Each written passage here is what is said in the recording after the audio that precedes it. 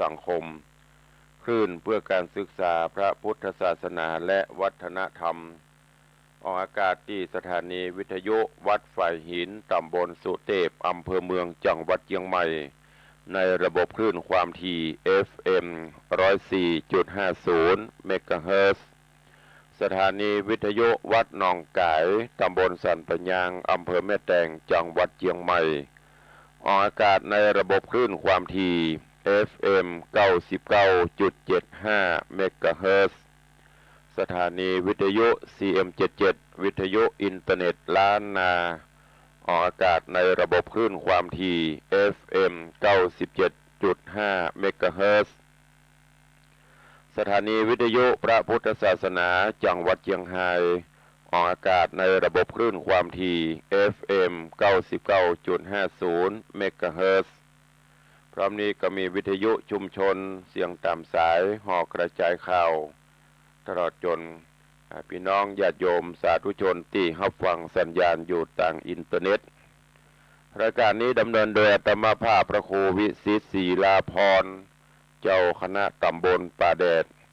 เจ้าอาวาสวัดวังสิงคำตำบลป่าแดดอำเภอเมืองจังหวัดเชียงใหม่เป็นผู้ดำเนินรายการก็ได้น้อมนำสารธรรมคำสอนแบบพื้นบ้านล้านนาในรายการมรดกธรรมกับเมืองมาพบมาปะญาติโยมสาธุชนเป็นประจำกุวันก็เจริญปอนญาติโยมทั้งหลายตั้งอกตั้งใจสดับรับฟังต่อไปณโอกาสบัดนี้นะโมตัสโตอะระหะโตสัมมาสัมพุทธัสสะอะทานิพัทธังปปัตตาเตวะทิตาปัสสะเทวสิตวามาตะรังจินเตสิสัทธโวดุราสปุริสะตังลายตั้งยิ่งใจหน่อยใหญ่โพมักไฟตั้งบุญเฮอตันนุนบอกขาดบ่ประมาทตั้งศีลเป็นอาจินกึดฮอดบ่ละตอดภาวนาจริงจักมาพร้อมหมู่นั่งทาอยู่ฟังธรรมจุงดาจำติดต่อตามบาทขอบาลีอันพระมุนีที่ไวเทศนาไว้เดิมมาว่าอาถานิพัทธังปปตาเตวาทิตาปาสะเทวาสิตวามาตะรัมจินเตสิดังนี้เป็นตนภิกขเว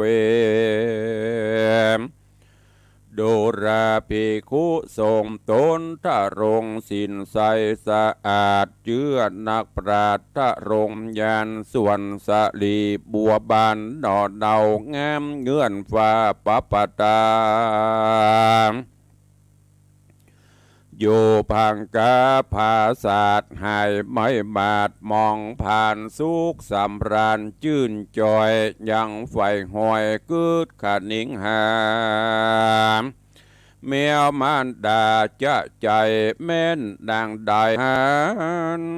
ของข้าวหวานมากินน้ำตารินลำไหลนางกึดใจลายแหล่ว่ากันได้แม่เอามาว่าการได้แม่มาอยู่ในแก้วกูหอคำจากสุกนำนาหลายหลากบาดนี้แม่ก็มาพรากหายโหนในไพรสนป่ากวางหรือมวยมั่งมรณากรรมสั่งจะตอบทองหือพรากห้องเสียกันทุกคืนวันค่ำเจ้าแม่เป็นเจ้าใส่ใจเกยนอนในแอมข้างตีผากว้างเปียงดีหินยุงมีมาไกลลูกก็เกยไล่เพื่อแผ่บัดนี้แม่มาอยู่ไหน โลกแม้กระหายละพรากหนีละจากแม่มาอย่าเป็นบาปนาอันหายติดสอบสายตัวไปติดสอบสายตอบสายตนไปนางจะไขกล่าวถอยน้ำตาก็มาย้อยลำไหลเหตุอะไรบอดแล้วยังแม่แก้วจอมควันก็มีหันเล็ดนาเตนี้จักบันละนาจะเล่าถึงนางดอดเนาแมวข่าวอันลงอยู่หาวป่าไม้ย้อนเทพป่าไทยไปบนเข้าบ้านโดนหัวใจฮืดลงไหลลิงลูบ่อาจหูต่างจะใจพอหนใต้และเหนือดูจดเจือ ข้างขอกดังโหนวันออกหนักหนาพอไปตามซ้ายขวาก็มีน้ำก็พอซ้ายขวาที่เคยมีน้ำก็มาแห่งเสียงซ้ำหมดซอยพอตามดอยห้อมโหยเหียวลิงจ้อยพาใจพาควางเกยเป็นตังไตเต่าบัดนี้เล่าหายเนมลูกไม้มีลายแหล่เต็มจุแง่ดงตันก็บ่หันหลอกข้างหรือว่าจ้างเสือมีวอกก้างดังดีลิงเมนวิทวิ่งเต้นไปกินกูมายินสั่งกาว่าดงหนานี่ใส่กูเกยได้เอวล่าสอดดันป่าดงเรียมบอกเกยมีดังตัวกูนี้จักไปหาสองบุตรตาลูกไทยจักไปได้สันดายมันเตียวไปจะใจนับอ่านได้7 วันจริงได้ผันไปสู่ยังที่อยู่คูหาบ่หันบุตรตาหนอนาเอาแมวแม่เจ้าจริงร้องหาจริงห้องเล่าไปมาเล่นเสาะหาพับไข่หันพาเปลือกไม้กองการตีหินจันหน้าผาแลซ้ายขวาเหนือไตบ่หัน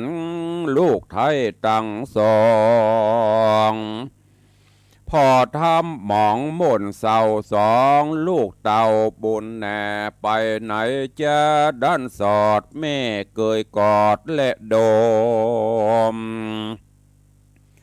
เลียตีนผมนอดเนาเกยเอาเข้าอาหารลูกไม่หวานบ่อไรหือลูกไทยสายตาบ้านเอนะลูกแม่หายไปแต่ตั้งได้หรือแม่ไปสอดป่า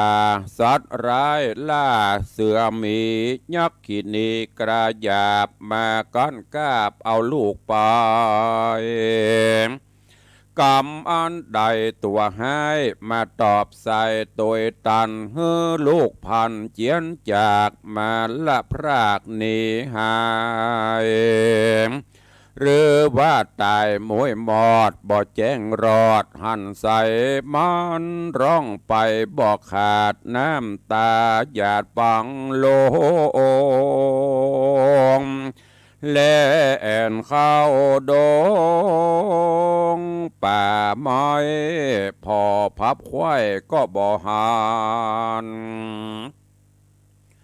เล่นผาผ่า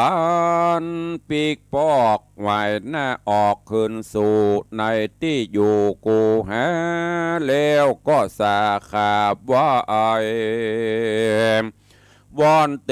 ปะไทยไปบนเทวดาตนอยู่เฝ้าในป่าเศร้าดงหนาว่าขอคุณนาตัวข้าอันโศกาเหลือลาย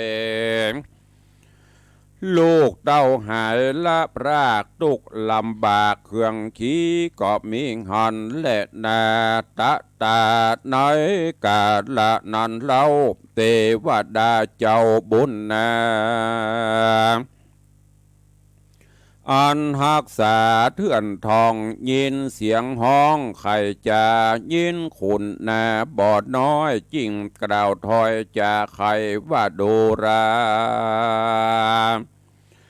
แมวโคนใสบุญใหญ่อย่าน้อยใจร้องไห้อันสอง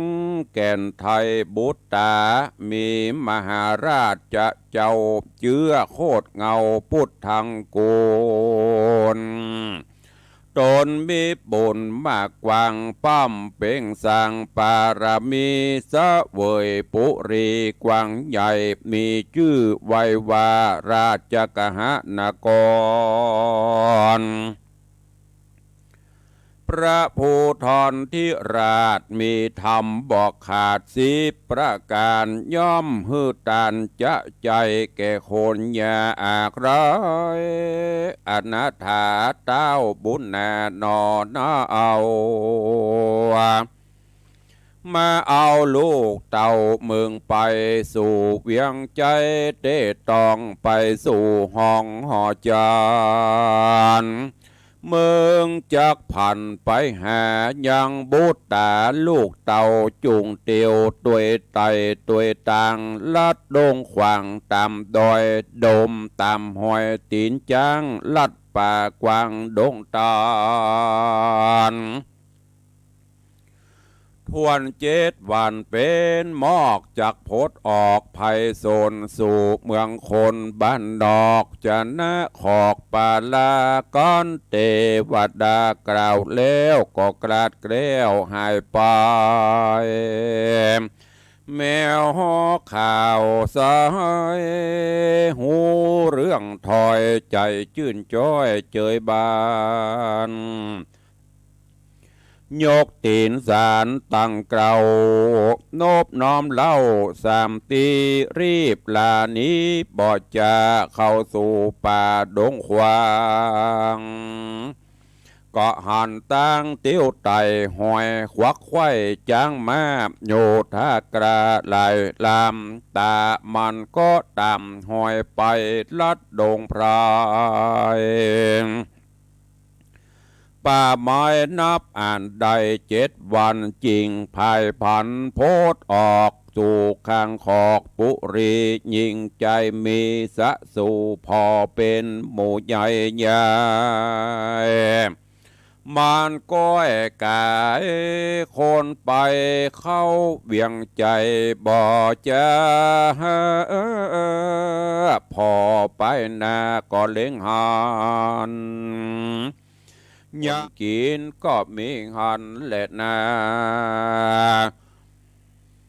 การถึงมัดจิบมายามมาฮอดแมวก็สอดไปหาที่นางจิตราลูกคนเก่าห้องลืมเล่าหลายหนเตียวเวียนบนพัดแผ่นางได้ยินแม่ของตนมาเวียนวนร่ำร้องเสียงดังกองนำนานางจิงจากล่าวถอยฮือคนใหญ่น้อยยิ่งใจว่าสังอยู่ได้ปางเป่าเอามือกอดเข่าอู้กันเสียงเนืองนั้นสะสวาเหมือนดังว่าหูจักแตกกูบอกแต่แรกหัวตีพิว่ามีสันดายสุดลืมไปแล้วกาว่ากันแมวมาล้ำร้องอยู่ใกล้ห้องหอจาน จูงปากันอย่าจะรีบไปคาเร็วไวแมวจังไรบาใบกันเลี้ยงไว้เก่งหาไปลุ่นมาสวยแสงฝนจักแรงเป็นปีอาหารดีเก็บไว้แมวขี้ไรใจหยาบจ้างหลักก็ไปกินและนาเตจะนาอันว่าคนตั้งหลายตั้งยิ่งใจหนุ่มเท่ายินนอนเนาจะไขก็เร็วไวฟ้าวฟังเล่นนากั้งตาแห่สองมือเนกุมกว่าไม่จักขาบัดเดียวแมวซ้ำเร็วเลือกว่าวิ่งเล่นล่าไปหานางจิตราหนอดนาดน้อยนาดอันอยู่ภาศาสไปบนนางตาโมนใจถอยยิ้มเสียงถอยแม่ของตัวใจเมามัวหยาบจ้านางจักฆ่าฮือตายจริงพันภายเกิดนาบ่เนินจ้านำนานางก็มาเปียขาเร็วไวเอาคว้างไปจากห้องโต๊กจากปองเบ่งจรฮือเมื่อมอนมวยม้างลงสู่ลางปัทวีแมวบุญมีแม่ไทยกันลูกในไส้กำขว้างสู่ลงลางบนดินนางบ่ยินเจ็บไม่เหตุนางใดเกยเล่นวิทวิ่งเต้นตามป่าออกสอดละดงพรายแมวคนสายนอดหน้าเอาหูว่าลูกเต่าบุตรนางจิตรานาไทยใจบาปใบทารุณบ่หูกุลและโตดมักคิ้วโคดโกธาบ่หูกุลปิตามันดาพ่อแม่อันเลี้ยงแต่น้อยมานางรีร่ำจากล่าวถอยน้ำตาย้อยลำลอยแล้วรีบเปรียวไวย้ายบาทสู่ภาษาทนางปภตาราก็มีหันเล่นนามตาสมิงขาเนตน้อยกาดานอนใส่บุญใหญ่ปปตานอนเนาได้ยินแม่เจ้ามาหา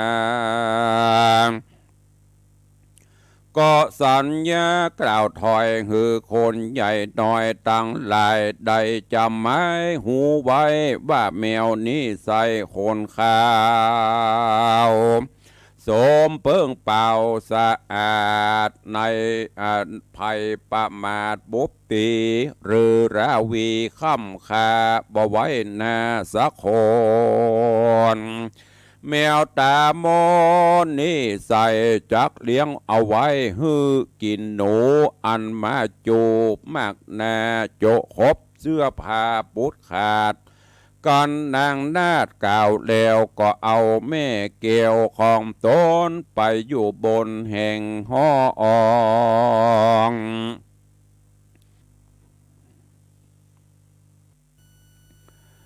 ตาอัตตาสมาไตการละนอนนามีผู้ถามแล้วจุงโจ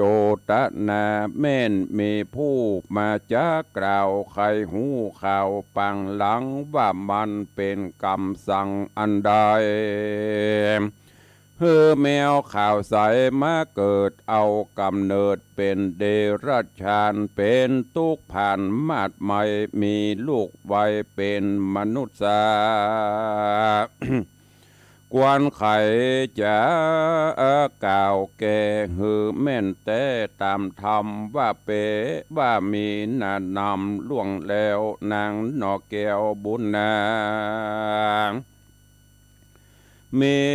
ศรัทธาบ่โหดใดสัตละบวชปฏิบัติ ตามได้เป็นสามเณรีนามชื่อมีกล่าวไว้ว่านางนาไทยมาริตา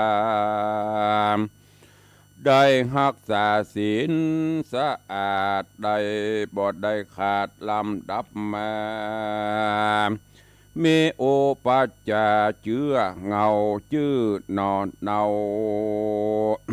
โอใจยะภิกขุนีมีสินดีชื่นจ้อยใจไฟห้อยภาวนาดังนี้มาจะใจบอกเว้นไว้วันใดโดยสินใจ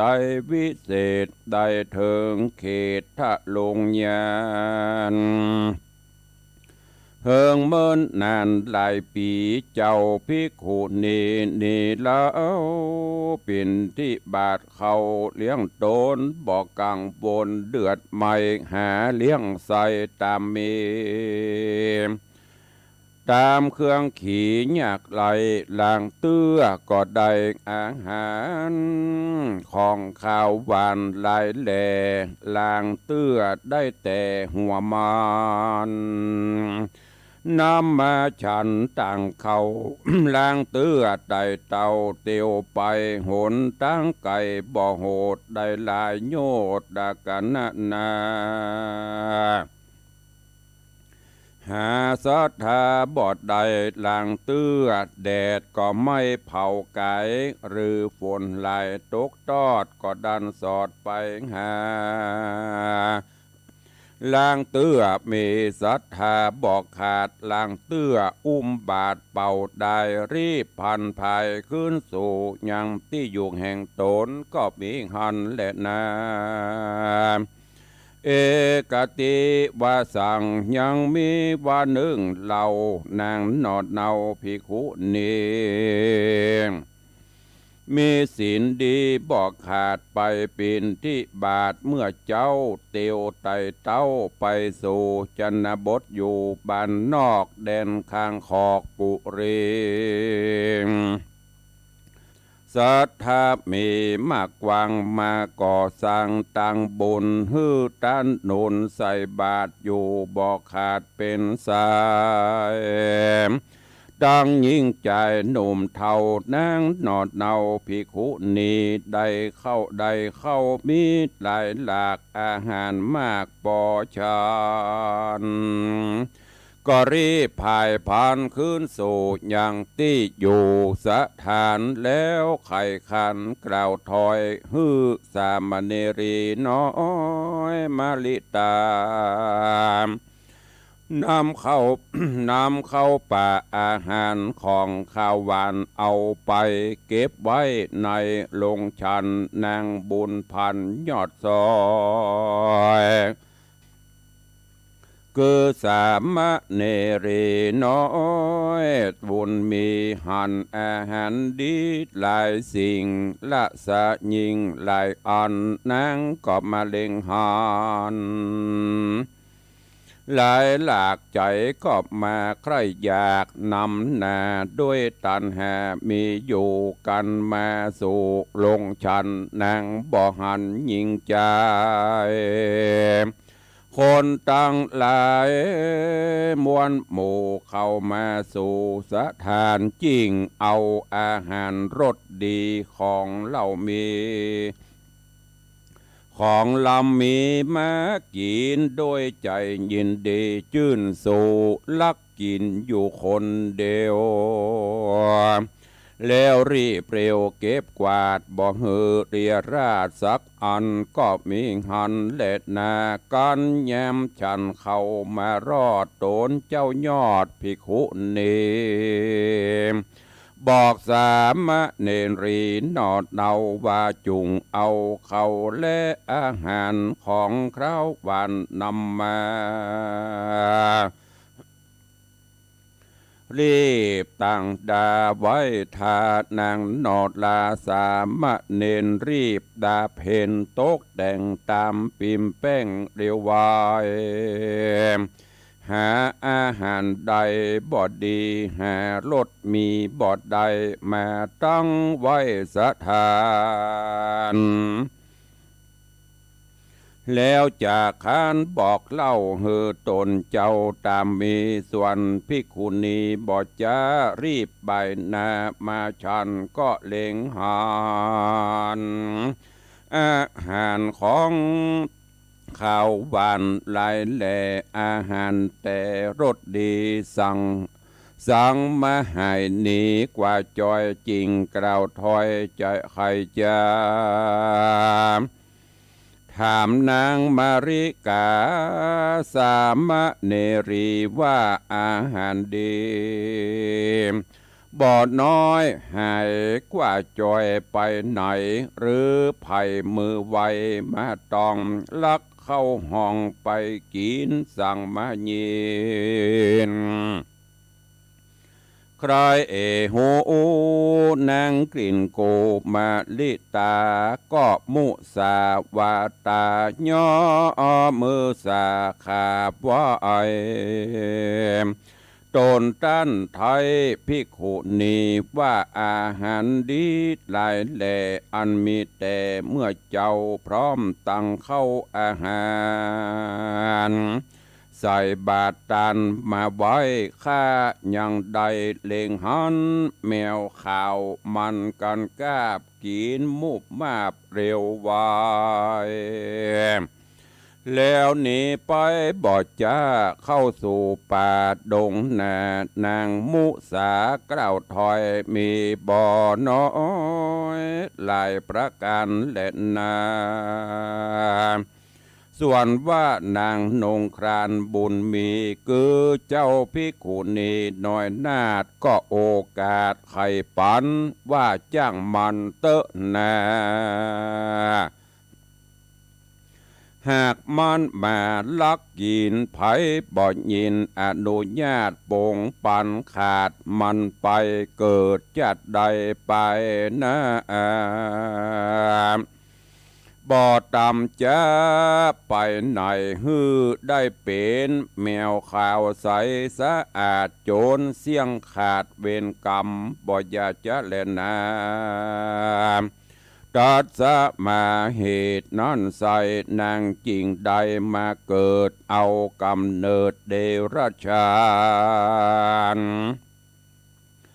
โศกตกปานสูญกันตามกำพันจักลากลางเตื้อลำบากเครื่องขีล้างเตื้อสุกมีชื่ออื่นจอยตามกำจองห้อยตัวมามูลลาศรัทธาจุผู้อันนั่งอยู่ฟังธรรมจุงสะนำชื่อไว้ตั้งถอยไรบดีละเว้นหนีเสียไกลศีลดวงใสหาเสนอย่าหลีกเว้นหักษาภาวนาข้ามเจ้าอย่าใจบาปเศร้ามัวดำกายกรรมใหญ่น้อยวจีถอยปาลา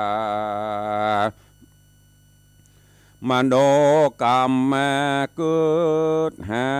อย่าได้ตอบใส่ตือเวนจักเครื่องเข็นตำจ้าเมื่อไปนาวันโลนจุงทำบุญอย่าขาดอย่าประมาทตั้งศีลบ่อย่าจะเล่นนานิธิตังขีญาสังวันนาวิเศษจาห้องเหตุนางปภัตตาราเลี้ยงแม่ผูกทวนที่สี่ก็บังโกมสมเร็จสเด็จ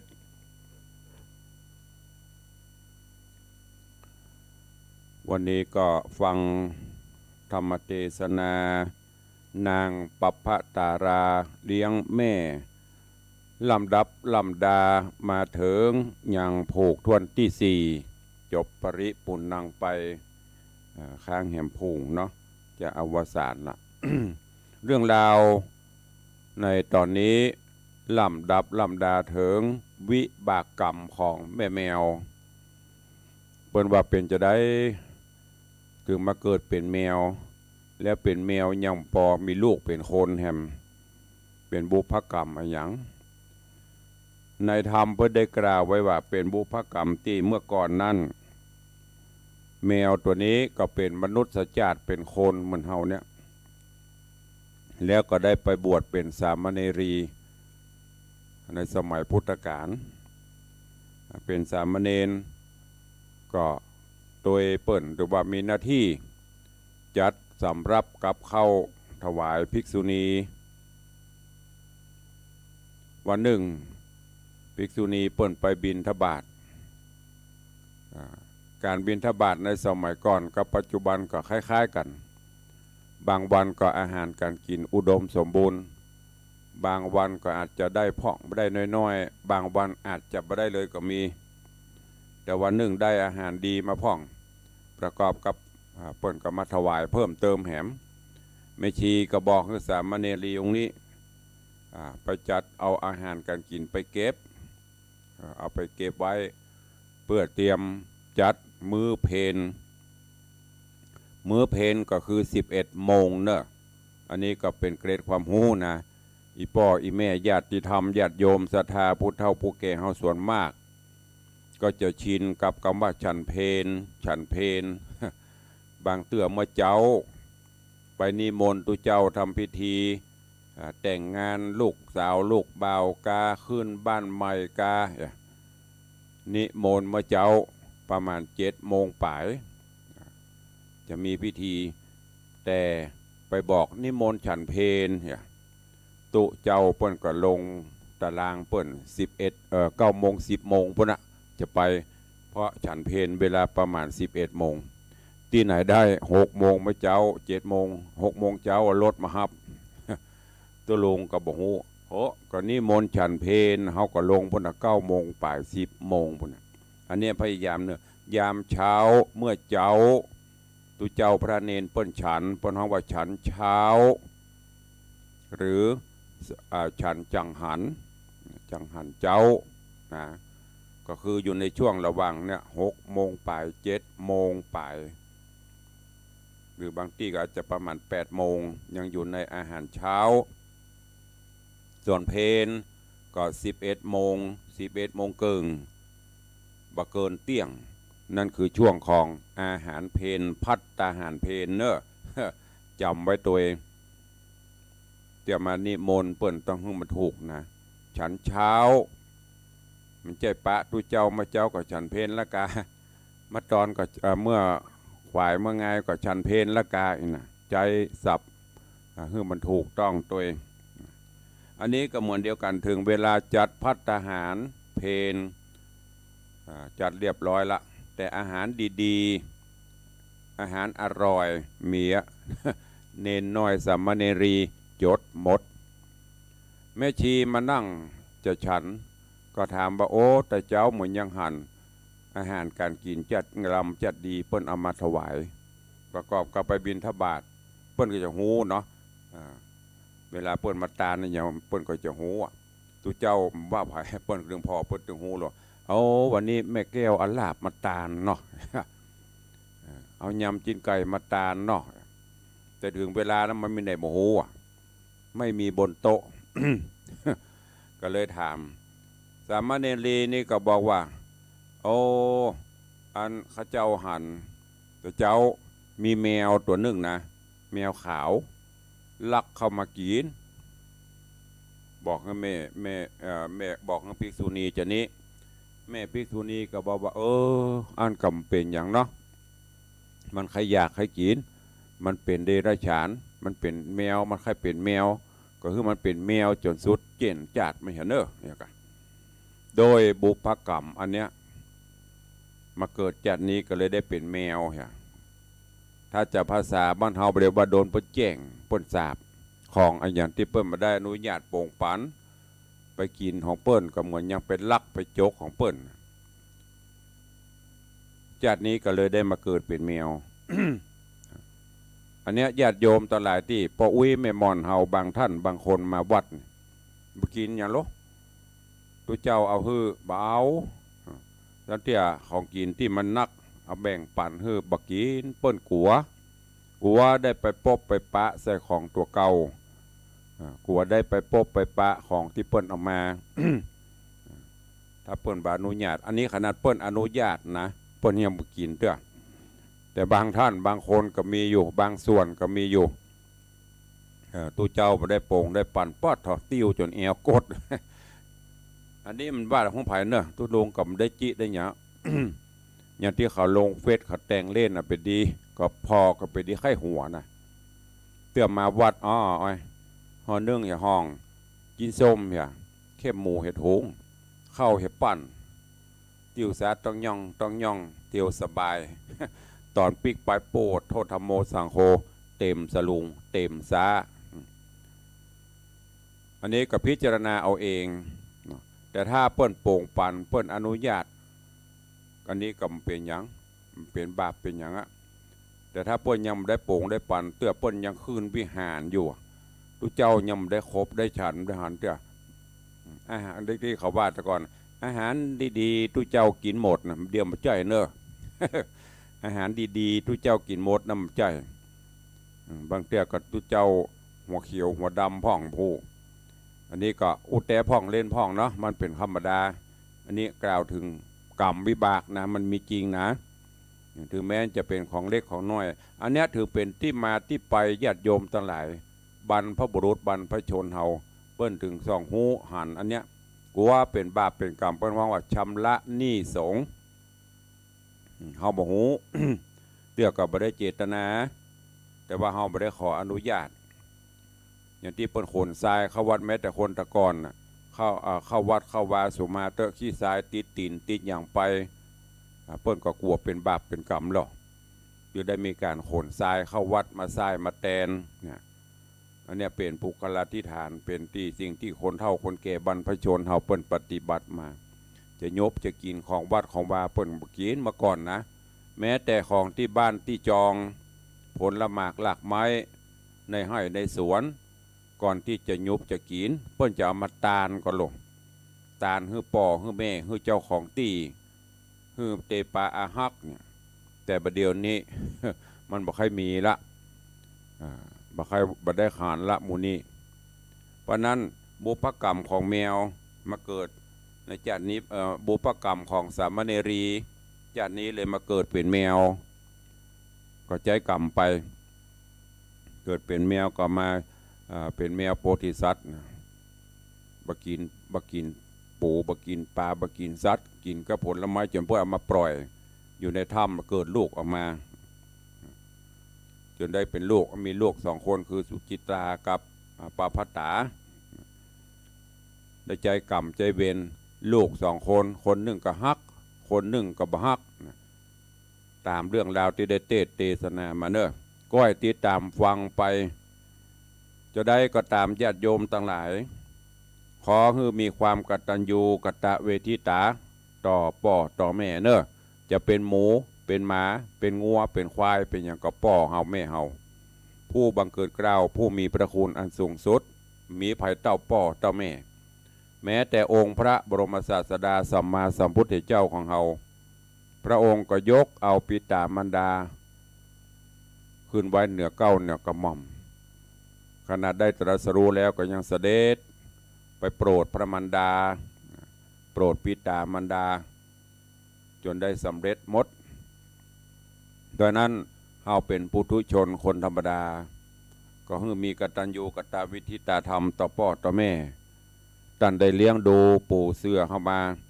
อย่างปีใหม่ที่ผ่านมาเนี้ยหันหลายท่านหลายคนลงเฟซลงอย่างบางท่านก็โอ้น้ำส้มป่อยน้ำอบน้ำหอม ใส่กะละมังไปล้างตีนสวยตีนสวยมือป่อแม่ไปกราบตีนกับมืออันนั้นก็เป็นสิ่งที่โมทนาสาธุแต่จะไปทำเฉพาะวันปีใหม่ถ้าเป็นไปได้ก็ให้ทำตลอดไปฮักป่อฮักแม่ตลอดสิ่งที่ควรทำไม่ใช่ว่าทำวันเดียวปีหนึ่งมี365วันถึงวันแม่วันป่อปีใหม่กรรมนอกนั้นหายแซบ8มือขอ คุ้มค่านะเตื้อเดียว แต่เลี้ยวขอตลอดอันนี้ใจไปได้พยายามเลี้ยงพ่อเลี้ยงแม่เลี้ยงกายเลี้ยงใจดูแลเอาใจใส่ยามเมื่อพ่อแม่มีชีวิตอยู่กตัญญูทดแทนบุญคุณของเปิ้นอย่างที่ตุลงเคยเทศเคยบรรยายไป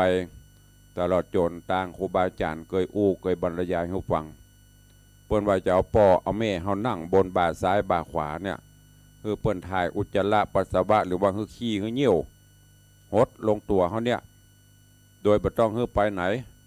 ป้อนข้าวป้อนน้ำอยู่บนหัดเปิ้นก็ยังว่ายังบัดสิ้นสุดเรื่องบุญกุศลเตื้อ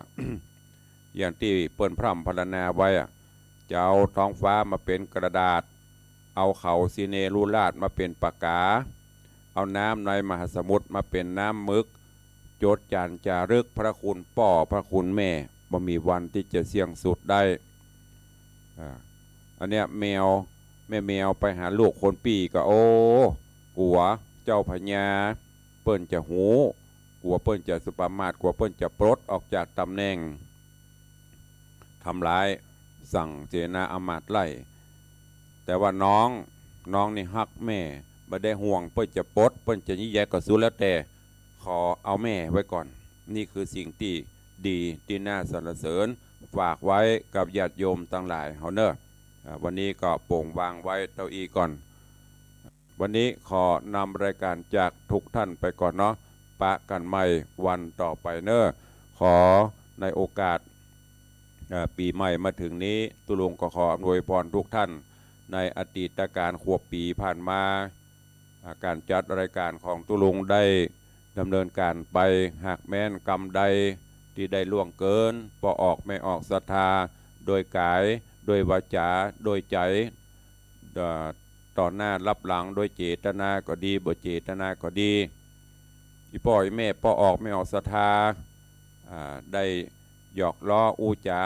ในสถานีวิทยุกับตุลุงบางเตื้อก็อาจจะพลาดพลั้งเผลอโดยกายวาจาใจกลัวเป็นบาปเป็นกรรมเนาะก็ขออโหสิกรรมซึ่งกันและกันเนอะบ่ให้ได้เป็นบาปเป็นกรรมบ่ได้เป็นวจีกรรมมโนกรรมใดๆตุลุงก็คืออโหสิกรรมกับทุกท่านญาติโยมทุกท่านก็คืออภัยกับตุลุงอโหสิกรรมกันเนอะตั้งแต่ปีใหม่แก้วนี้ตะวันไปหน้าก็ขอความสุขสวัสดีจุงบังเกิดมีกับญาติโยมศรัทธานาบุญทั้งหลายขอให้ได้อยู่ดีมีสุขคิดเงินให้ได้เงินคิดทองให้ได้ทองสมปองปรารถนาเพื่อมีสุขภาพพรรณนามัยสมบูรณ์แข็งแรงเจริญไปด้วยจตุรพิธพรชัยหากแม้จะเดินทางไปแห่งหนตะบนใดก็ขอแกล้วกราดปลอดภัยเนอะอยู่เย็นเป็นสุขเหมือนกันกู้ตนกู้องค์จุผู้จุคนเนอะกาญะกัมมังวจีกัมมังมโนกัมมังสันจิจะโตสังอสันจิจะโตสังปมาตะโตสังสัปปะสัปปังโตสังขมันตุโนตีคายุโกอายุวันโนสุขังปะลัง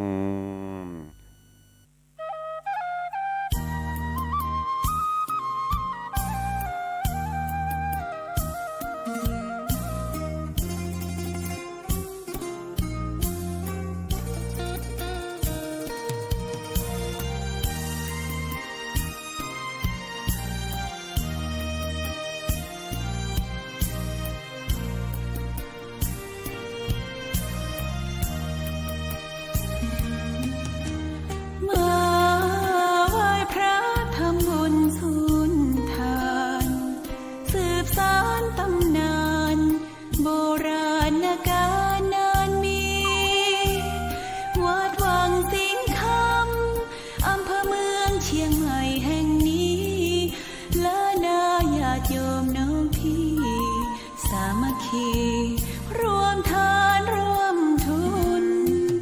วัดวังสิงคำรู้กันทั่วคอนพระครูวิสิตศิลาภรณ์เทศสอนให้พรเกื้อกูลเจ้าคณะตั้งบนป่าแดดหน่อเนื้อนาบุญเจริญพรญาติโยมคุณร่วมบุญร่วมแรงศรัทธาพระเจ้าทันใจ